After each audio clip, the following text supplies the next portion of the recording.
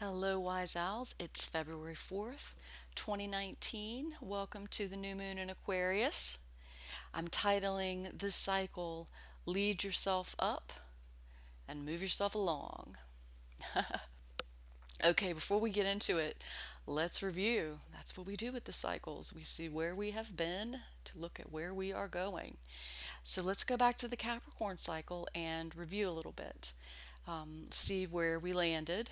Did you maintain equilibrium during the Capricorn cycle? The ground shift is what I was calling it when we were looking at it at the beginning of the month.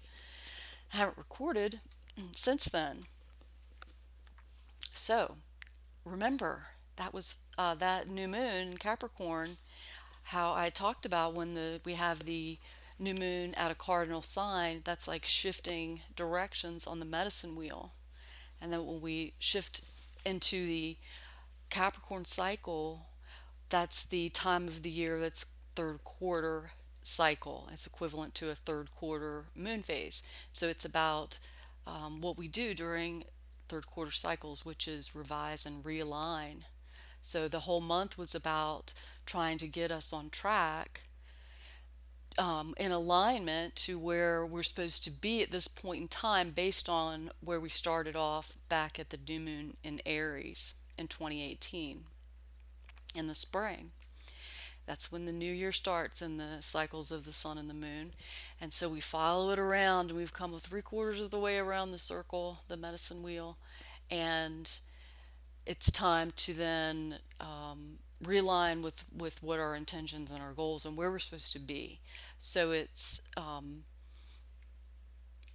difficult time. I talked about the Capricorn cycles and how they're always very powerful. They're intensive. A lot of things happen. It's Capricorn energy. It's ruled by Saturn.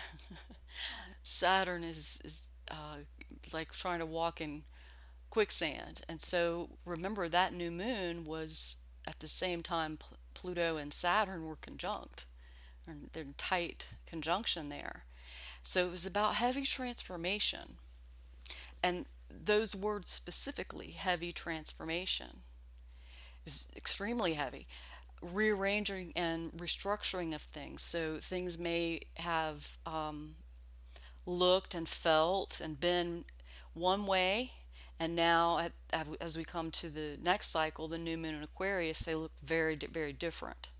There are a lot of reasons for that.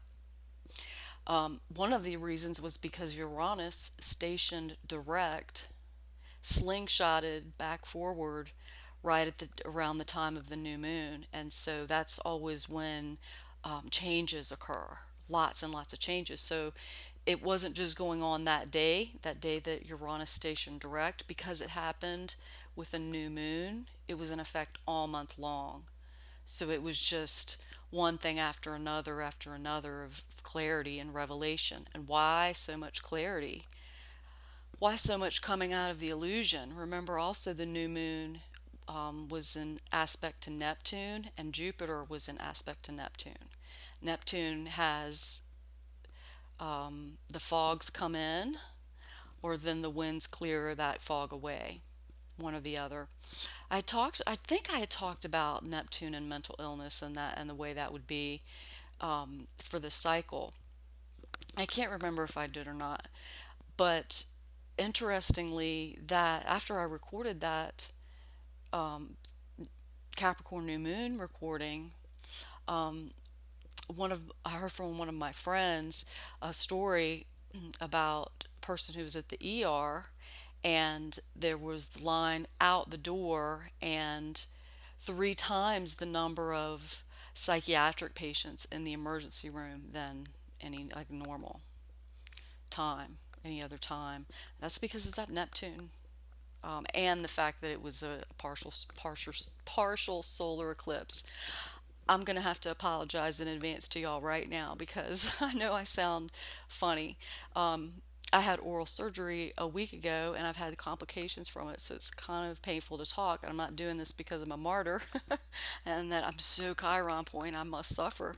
It isn't that. I have wanted to talk about these things for a while, and I just really don't like to get behind on the new moon. And just it's part of the practice of following the cycles, which I have for 16 years, to do things in specific timing.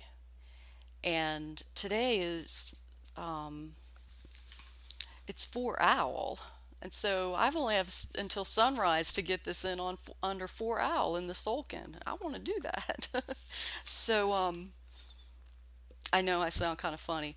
It's been an interesting month, the Capricorn cycle. I have 10 planets in Aries and Libra, and so Pluto and Saturn are providing lots of challenges and opportunities for growth for me. I hope to be back in the saddle, in the swing of things during this cycle. At any rate, let's move on. I only discuss that. I'm loath to discuss those personal things. They're just so irrelevant, only in that they can be a part of a teaching. And I'm going to relate in dental work and the Ayers Point people, and any of you, which is most all of you listening, that have a planet or a house cusp. You have that somewhere in your chart. If you have 15 to 25 degrees of a cardinal sign: Aries, Cancer, Libra, Capricorn. If you have a planet or one of your houses is ruled by those anything in within that range, 15, 16, 17, all the way up to 25, you are the change. Your energy field and your frequency is what's making this happen, this renaissance happen. So I'm gonna, I kind of, it's just more, I can talk about it and teach and explain about it a lot easier if I apply it to what's happening to me. So sometimes that has to happen. All right. Remember, we had a grand trine in effect with Venus and Chiron in the North Node. And that was about money and the destiny of relationships. And I think we can say that we saw the beginnings of the end of the Fed during that cycle with the Venus Chiron. It's definitely, it definitely was, is a, let's see, they're in the trenches, I would say. We were in the trenches with that. And Mercury was squaring Mars. We talked about impulsive words and thinking things and then them coming back, and impulsive warlike activity. And remember, the whole cycle was ruled by 16 degrees of Capricorn. That was the new moon, and that's school grounds filled with boys and girls in gym suits. And so people were acting like children, weren't they, with the whole shutdown, and it was like a showdown and all of that. And remember, if it seems like so long ago, but at the beginning of the cycle, there was a lot of drums, and chest pounding going on. We had a Thor's hammer in effect. Um, I think that we can now add to our data about the astrological aspect of Thor's hammer. Thor is engaged in a war when a Thor's hammer is in effect at a new moon or on a given day or whatever, because there's really just no other way to put what's happening as we're now in the world other than the juxtaposition of light versus dark. It's really the only way you can break it down to it. And it's really the path to sanity to understand that. And destiny also. Remember, we talked about Uranus and the North Node and Jupiter being in aspect, changes to our destiny and long-lasting imprints. And so that the whole month was designed to restructure things for us and transform us from the inside out. At this point, okay, we come now to the end. We completed that third quarter cycle. That's done. The next two solar lunar cycles, the next 2 months, the next two cycles are both like month-long balsamic moon phases. They're both balsamic solar cycles, meaning the time of the year in the cycles where we go into a quasi dreamlike state, sounds so new agey, of trust and faith and belief and in visualization. Because the balsamic cycle, a balsamic time each month or each year, is about letting go of the past. And the past cycle is the last of the moon phases within the 8 phases of the moon. And it's the in between phase. It's not really the part of the last cycle, and it's not really a part of the new one. It's letting go of the last one, and that would be for us now at this time of the year, letting go of the last year and what didn't work out about it and what was a disappointment or a loss or of grief, anything that's lingered, and forgive ourselves if there's that part of that, and release it out and prepare space to begin anew. And so, after coming off such a heavy Capricorn cycle, such a heavy third quarter cycle where we revise and realign, now we're still finishing out this year, this astrological year. We're still having 2 months of opportunity to have a lost opportunity regained, which is the theme for this whole year. We have that along with the beginnings of new energy, because balsamic, it's how we prepare and set ourselves up for the next go round. Balsamic is any time a planet or the sun and moon come at 16 degrees of Aquarius to 30 degrees of Pisces. So we have new moons in that range of 45 degrees. Each of the moon phases, each of the cycles is 45 degrees. I know this is sounds complex, but if it occurs at 16 degrees of Aquarius all the way to 30 Pisces, that means it's a balsamic cycle. And so it's ruled by the end of Aquarius and all of Pisces. So when you think about what that is, that's lofty and very much purposeful and vulnerable, and a need to find meaning and purpose and understanding within things. It's the dreamy time of the cycle. And so I always say that if I rule the world, or if the cycles rule the world like they should, we during the balsamic moon phase, during those four plus days every month, that would be a time when really we would detach from everyday ordinary routines and have more time to rest, meditate, pursue things that feed our souls, and lighten up and find some enjoyment. It's more of like a vacation kind of time. Pisces energy is it's done everything already, all the way around the zodiac, and so at that point it's engaging back and turning back to spirit. And so balsamic cycles are highly spiritual. Okay, it's the time when the veils between the worlds, so to speak, are thinnest, between the angelic world and the demonic world. And so over the next two cycles, the next two moons,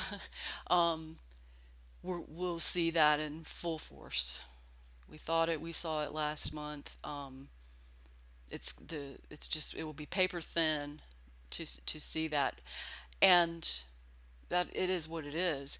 But remember, we're closest to the light. Okay, it's the time when we're closest to our spiritual antenna, if you will, are most open. We are in a more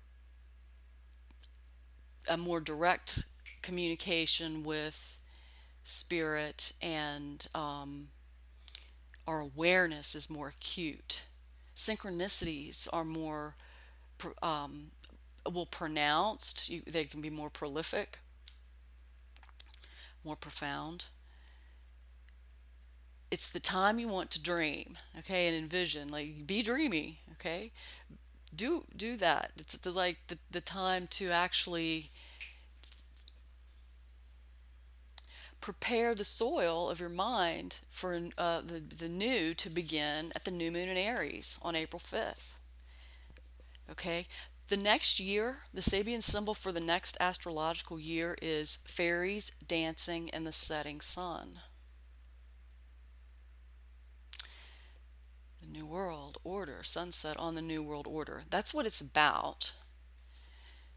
But it's joyful. Okay, there's joy in that. Sunsets. Who doesn't love a good sunset?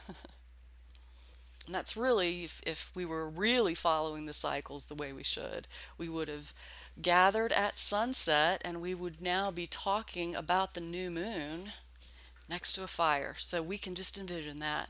And the thing about balsamic cycles is not only are they the time, when it's the most spiritual, but it's very powerful. The mind, it operates on life operates on a like versus like.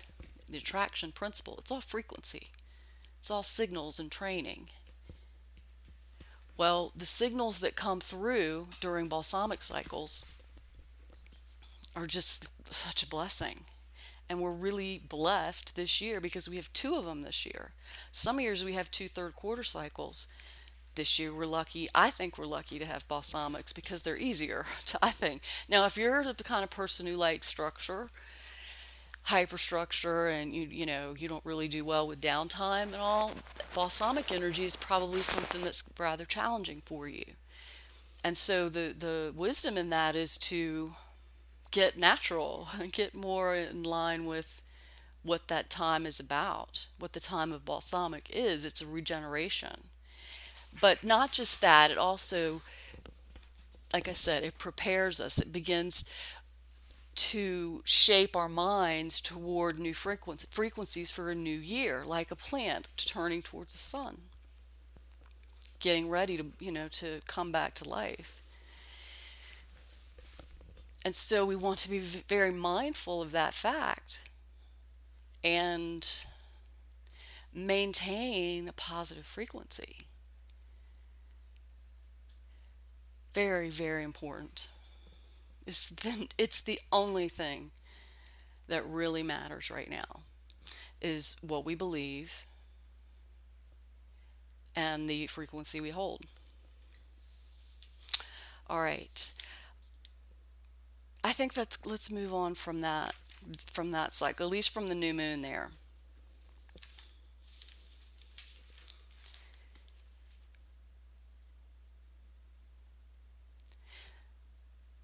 If we look at where we are now compared to where we were at the new moon in Aries this last spring, this year we've been working on the energy of a lost opportunity is regained. That regained opportunity was realigned, repotentialed, rebirthed last cycle, and we have just been renaissanced after that cycle. Renaissanced is where you go after your red pill and after maybe your black pill.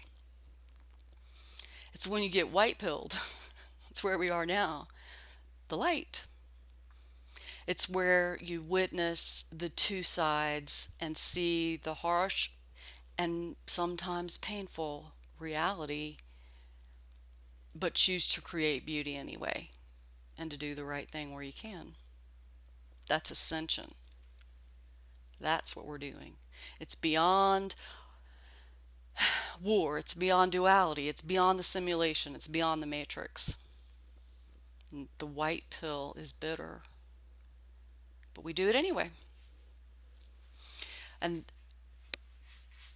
when I spoke about the new moon at the new moon in Aries at the beginning of the new astrological year, I said that the world wouldn't look the same as it did when the year was over.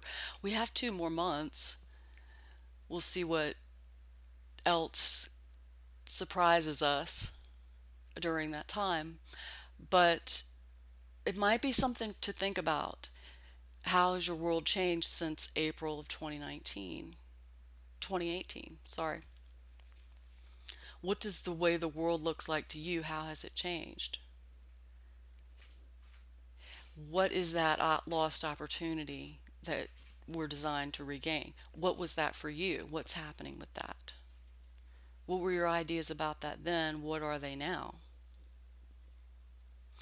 I want to take a couple of minutes to talk about the lunar eclipse before we move off of the Capricorn cycle. I want to just talk a little bit about the lunar eclipse at the full moon. And I had looked at it beforehand, and I don't really like eclipses. If you've been following the Oracle report, you know that.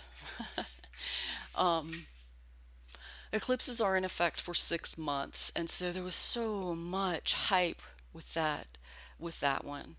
Remember that was on January 21st is when that one came in on it was a Sunday. Yeah, the super blood wolf moon.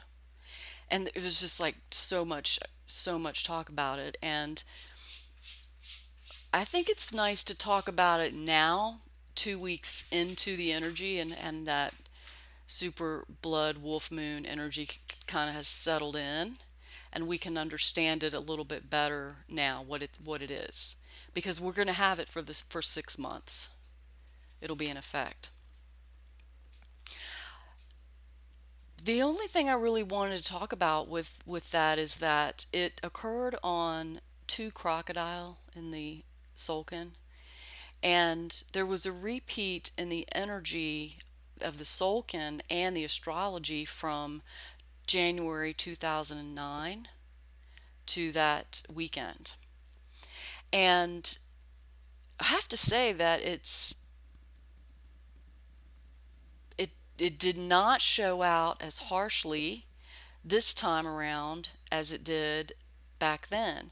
So Saturday, the day before the eclipse, was one How, one sun.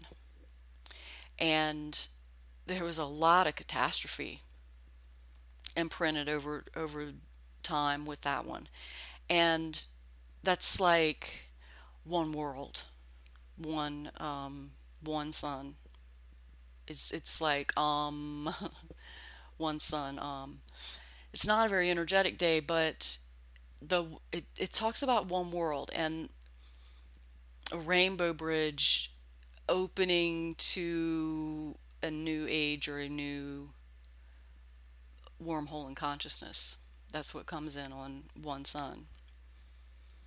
And then on Sunday with the eclipse, that was 2 crocodile. 2 crocodile is about divide and conquer. And that's pretty much what we've seen the last 2 weeks. Two is the division within people that used to be friends and aren't anymore, and or colleagues, and even within the truth movement with divisions within divisions of the truth movement, which used to bother me, or I guess maybe was bothering me more before we moved into this Aquarius energy, actually, because I tend to always look at it as like loss or sadness, but it's really just more about winnowing down to truth and frequency, and people gravitating in different areas or keeping up with certain people in the truth movement because there's so much to track that it's almost like you have to be with your band, with your own personal vanguard, which what you can distill down to and work with. Otherwise, it's just too many voices. It's a good thing overall because it's good that everything isn't. We need decentralization of everything. Okay, so this was divide and conquer. So that's the main energy that we have for that from that eclipse that we will have to deal with.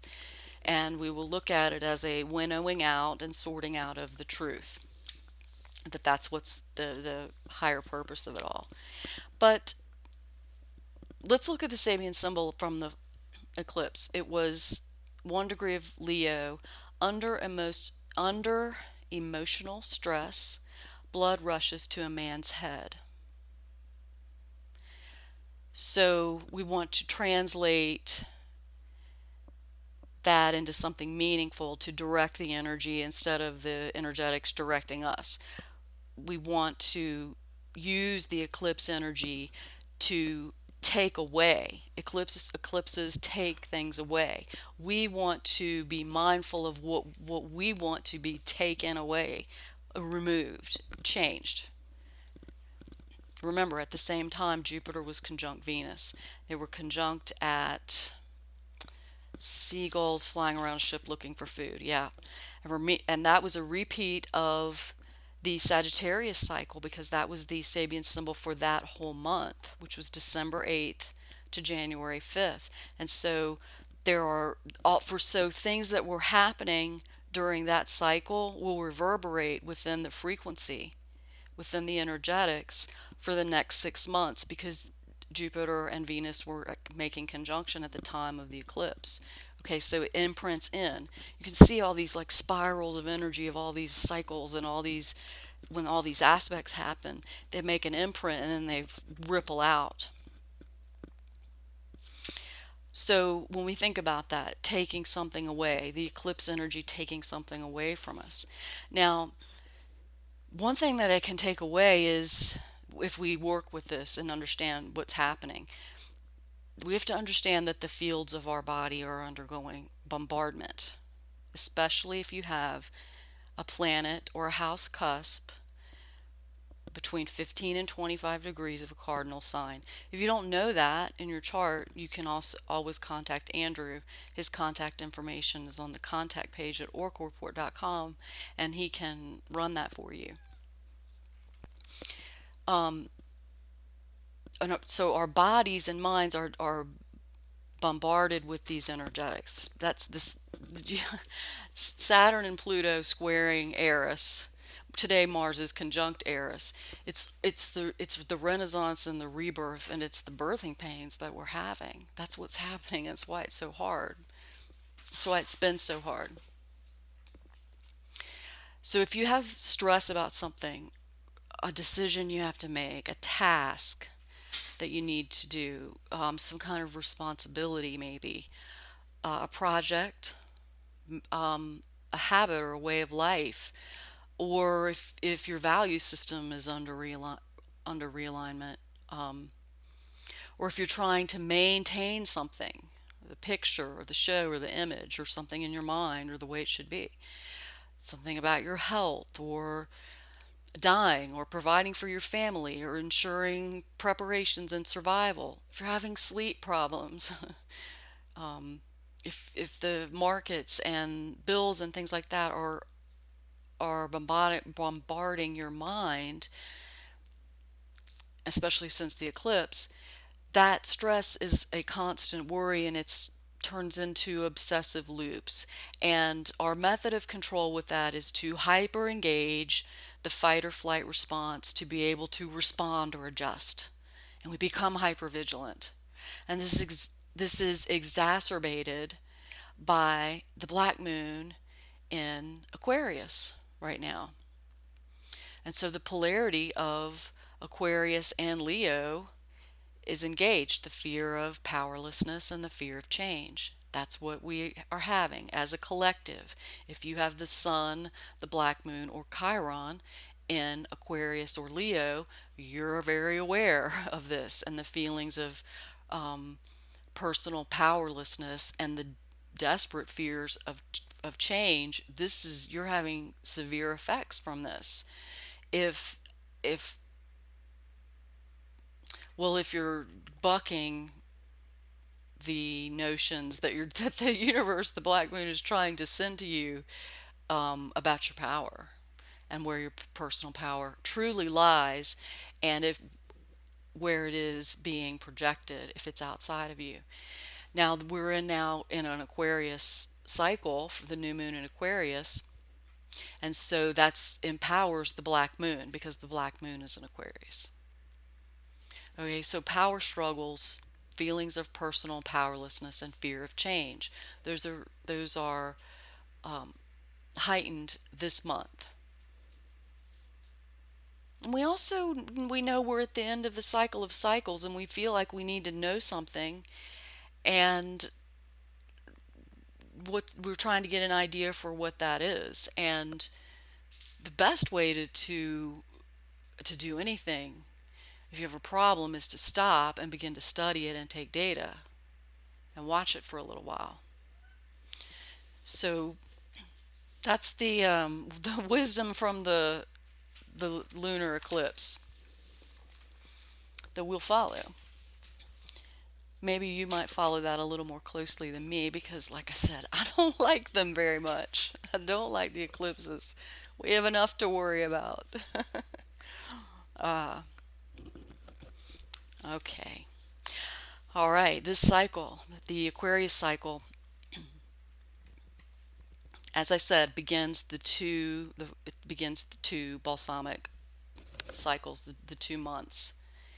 And this is our natural way to measure time and plan and adjust accordingly. Um, this is, there are a lot of different cycles, okay? There are a lot of different ways to track time and record time and energy. The cycles of the sun and the moon, um, really they explain why it's not until today that we felt that shift in energetic from the heaviness of the Capricorn cycle. Because if you didn't understand the way the cycles of the sun and the moon are, you would think that all of that Capricorn energy would have exited when the sun left Capricorn. That's not how it works with this cycle, within this calendar, you would say. Um, it's a different type of timing, but it's more accurate. And so we can see now, okay, now we have the shift. And Aquarius cycles always feel very different from Capricorn because, well, first of all, Aquarius is ruled by Uranus, which is equivalent to change and disruption.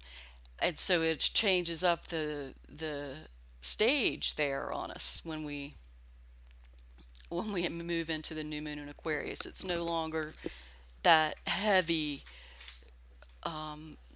struggle of that goat in Capricorn with Saturn and Pluto on its back trying to get up the hill. Okay, with Aquarius, we move into it's quicker. We're able to be more agile and adapt. We're ninjas. How about that? We're ninjas during the Aquarius cycle. Um, but they have its powerful effects on the imprints of our mind and body electromagnetically. So the Solkin is the Mayan sacred calendar of the sun is a 260-day calendar. And tracking that for 1 year, which would be 260 days, you have enough information if you record the right things and you paying attention. You have everything you need to know anything you really need to know about the future. If you knew what Mayan day, what day of the Solkin any given date was, you would already really have what you need to know about that.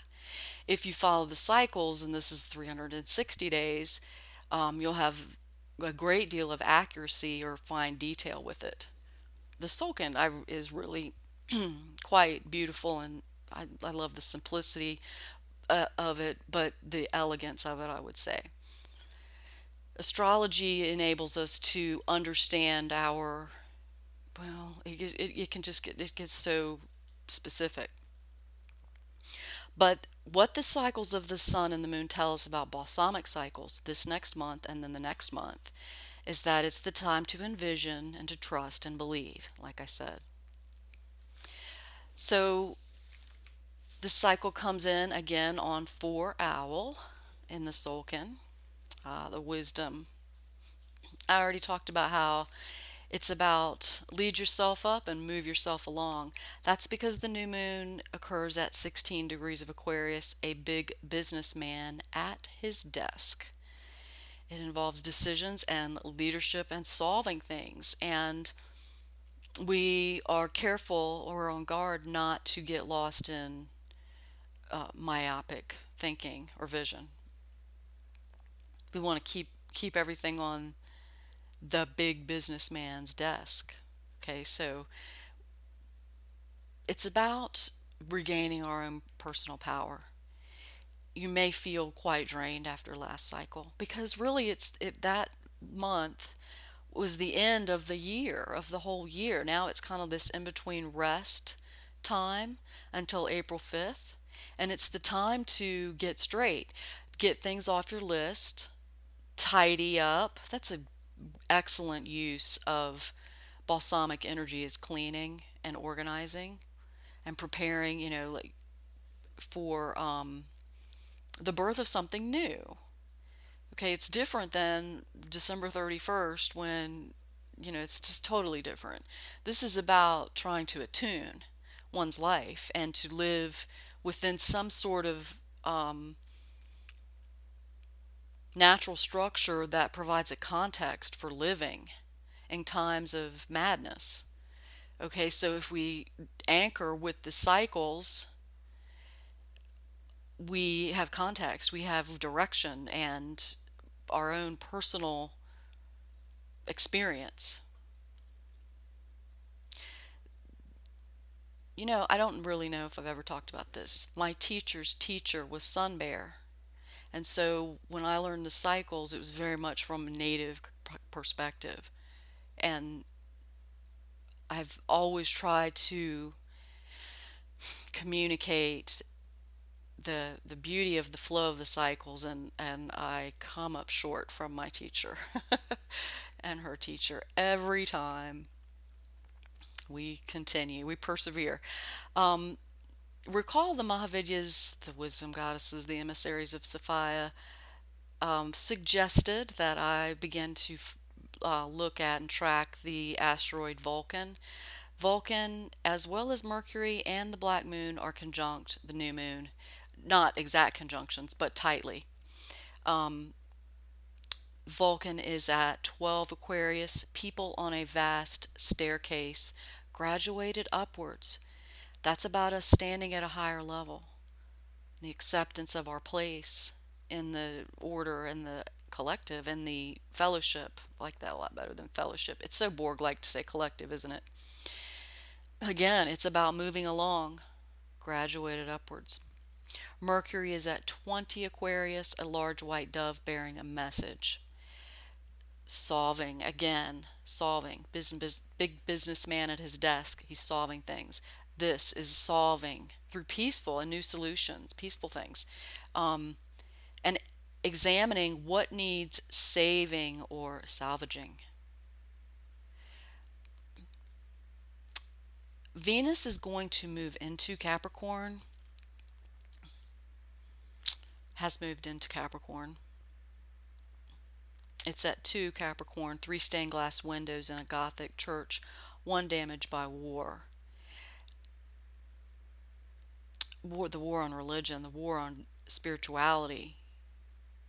Don't be shell shocked by things. Move along, keep moving. The destruction of belief systems, right? We recognize that. The Black Moon is at 21 Aquarius. A woman disappointed and disillusioned, courageously facing a seemingly empty life. Keyword for that Sabian symbol is seemingly. All of the people of Black Moon and Aquarius and Leo and the Sun and Chiron. Things will not remain as they seem now. Okay? This energetic is about, it teaches us that failure is a teacher. What we perceive as a failure. No. Part of a plan, part of what happens to people on a vast staircase graduated upwards. We break through that with the woman disappointed and disillusioned, courageously facing. She faces forward. She moves along. She leaves things behind. She recognizes the potential for a new beginning. Black Moon tries to take us down into shadows, remember. It brings us to light no matter what. Neptune is at 16 Pisces, which happens to be the degree of the next new moon, the new moon in Pisces. And that's in a quiet moment, a creative individual experiences the flow of inspiration. Again, solutions. You may feel very fatigued. It's a spiritual infusion happening. Okay, we're like I was talking about the fields of the body. I mean, we've got cosmic rays bombarding us, right? The magnetosphere is enabling all of this to change. The light is changing, everything is changing. Okay, get in a quiet moment. That's really what the next 2 months ask us to do, is to meditate, connect with source, connect with our creator, connect with home, go inside and unburden ourselves, because Eris is at 24 Aries, a woman in pastel colors carrying a heavy and valuable but veiled load. Unburden yourself, share your load, move it along. Carrying a heavy, and valuable but veiled load. The veils between the worlds come down during balsamics, okay? Things that people have been carrying around are going to be released, okay? That's things that come out and leave us for the good. That's people, also things that people have been secreting away or hiding or trying to steal, or what they have done in a hidden way. That's where Eris is. Now, Chiron is going to re enter Aries on February 18th. It happens overnight, 4:08 a.m. Eastern Time. Huh. And that is going to be palpable. Chiron and Aries energy are very compatible. Chiron was the teacher of the great warriors of history, Hercules and Achilles, particularly. And Mars rules Aries, which is the warrior. And this is what I was talking about with the Eris point people, and that's the people with 15 to 25 degrees of cardinal. You are the people, and there's so many wise owls, because that's the degree of 21 Aries is in there. And that's what resonates people to the Oracle report, because that's the energy of it. It's about renaissance and rebirthing and understanding the divine mother and father and the creator in the true Gnostic tradition. Chiron at the new moon today is at 30 degrees of Pisces, which is the longest of the written Sabian symbols. A majestic rock formation resembling a face is idealized by a boy who takes it as his ideal of greatness, and as he grows up, begins to look like it. Holding the vision, yes, holding the vision and moving along, growing up. At the time of the new moon, the Earth is at 16 Leo, brilliant sunshine just after a storm, clearing out the darkness, resolutions, again, solving, resolving, resolving, and moving along, leading ourselves up, right? Brilliant sunshine, looking up. Jupiter is at 19 Sagittarius. Pelicans, disturbed by the garbage of people, move their young to a new habitat. Pay attention to any kind of synchronicities with pelicans. It's already shown up 2 times in the field with me today.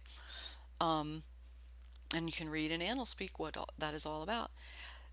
This has involved solutions also, and particularly about changing location, obviously about moving along. It's winnowing out. It's a rejection of a value system that is no longer in alignment, and it just makes um contributes to the line where of witnessing if you're going to act like a human being or if you're not, and people changing and making decisions about where they are based on that. It's all frequency, remember.